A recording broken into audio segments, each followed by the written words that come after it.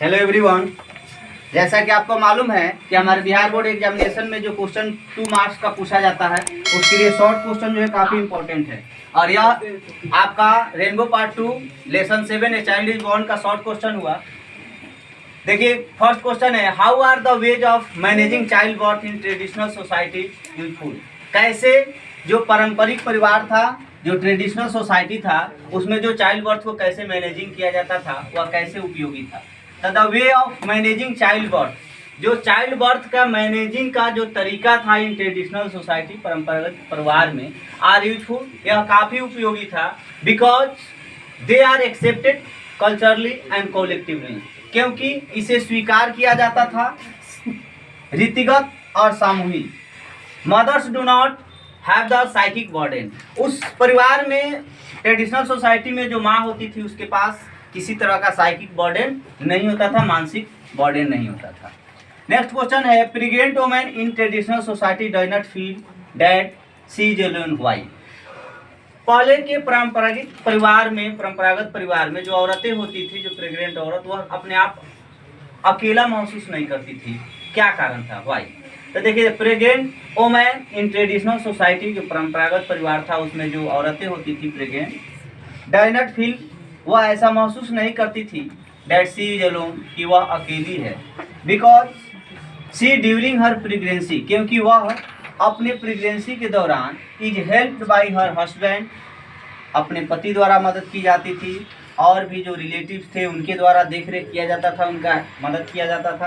And other well wisher मतलब शुभचिंतक, जो भी अन्य जो फैमिली होते हैं, शुभचिंतक होते हैं, उनके द्वारा उसका देख रेख किया जाता था, कामों में मदद किया जाता था। इसलिए वह कभी भी परिवार में अपने आप को अकेला महसूस नहीं करती थी।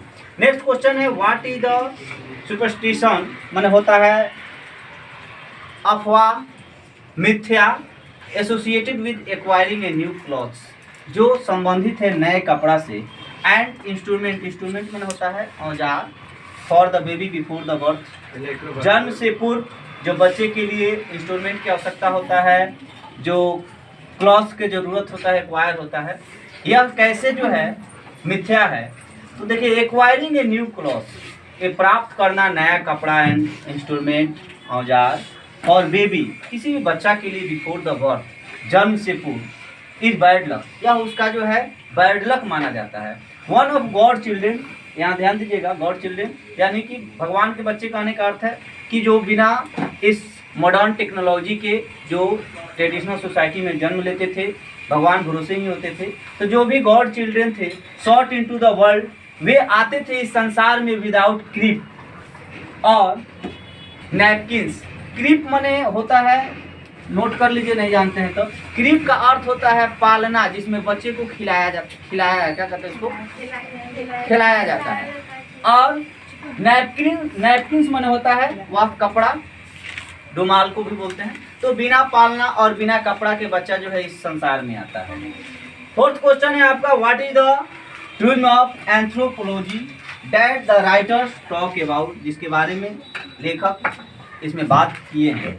इन मेनी सोसाइटीज, बताया जाता है कि कई सारे समाज में, परिवार में जो होता है, womens after marriage go to live in their husbands house, औरतें जो होती हैं शादी के बाद वह अपने पति के घर जाती है।